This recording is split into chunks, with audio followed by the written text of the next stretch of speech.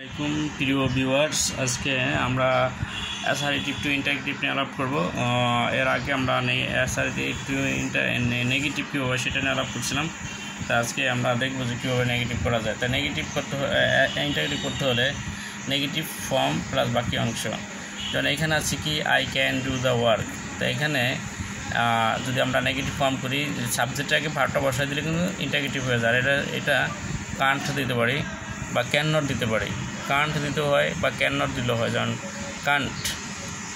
Kant I do the work, মানে এবার লাস্টে একটি প্রশ্ন চিহ্ন দিতে হবে।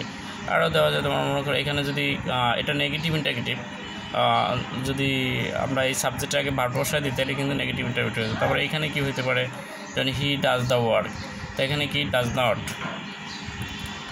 বা ডাজেন্ট হি দ্য ওয়ার্ক, এখানে হি দ্য ওয়ার্ক, লাস্টে কী বসবে, প্রশ্ন চিহ্ন বসবে। Doesn't he do the work, do হবে একটা। তাহলে এখানে আরও অনেক সেন্টেন্স করা যায়। যেমন এখানে আমরা যদি দিই, যেমন আই গো টু কলেজ, যেমন আই দিলাম I go to college, COLLEG college. আর এটা যদি ইন্টারেক্টিভ করতে হয় তাহলে আমরা কী করব, don't I go to college. তো এরকম অসংখ্য হইতে পারে। মানে সাবজেক্টটাকে ভার বসা দিলে, যেমন I am teacher, am I teacher বা এমএন্ট আই টিচার, এরকম। তো এরপর আমরা নেক্সট রুলসটা যাব। নোবডি, নন, নো ওয়ান থাকলে এর পরিবর্তে বসে হু। কি নোবডি, নো ওয়ান থাকলে তার পরিবর্তে বসে হু, বাকি অংশ। তা নোবডি বিলিভস এ লায়ার, এনে আমরা কী লিখবো, তাই নোবডির পরিবর্তে আমরা বসাবো কি who believes, LIEVES, believes a liar. তাই কি কে মিথ্যাবাদীকে পছন্দ করে, কেউ। তো এরকম। তারপর আমরা আরও দিতে পারি, যেমন নন জায়গাটা সংকীর্ণ, জায়গাটা নাই। যেমন নন ক্যান ডু দিস ওয়ার্ক, কেউ কাজটা করতে পারে না। হু ক্যান ডু, নন দিয়ে দেই, নন ক্যান ডু দিস ওয়ার্ক। এটা আমরা নেগেটিভ করি কী হবে, এটার পরিবর্তে আসবে কি who can do this work.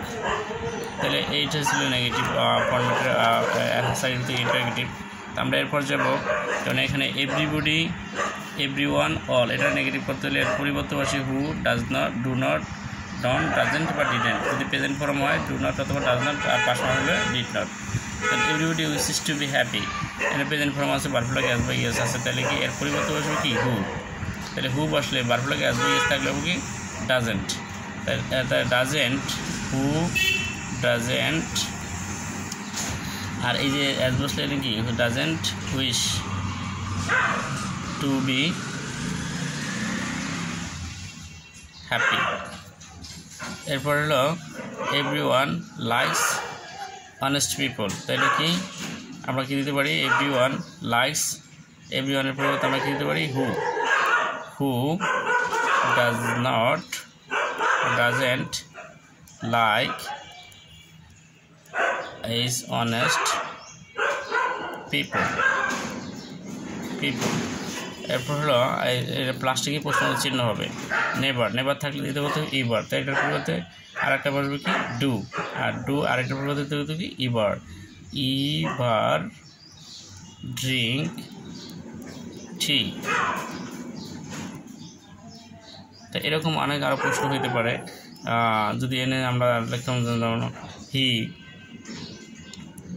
he never drinks coffee,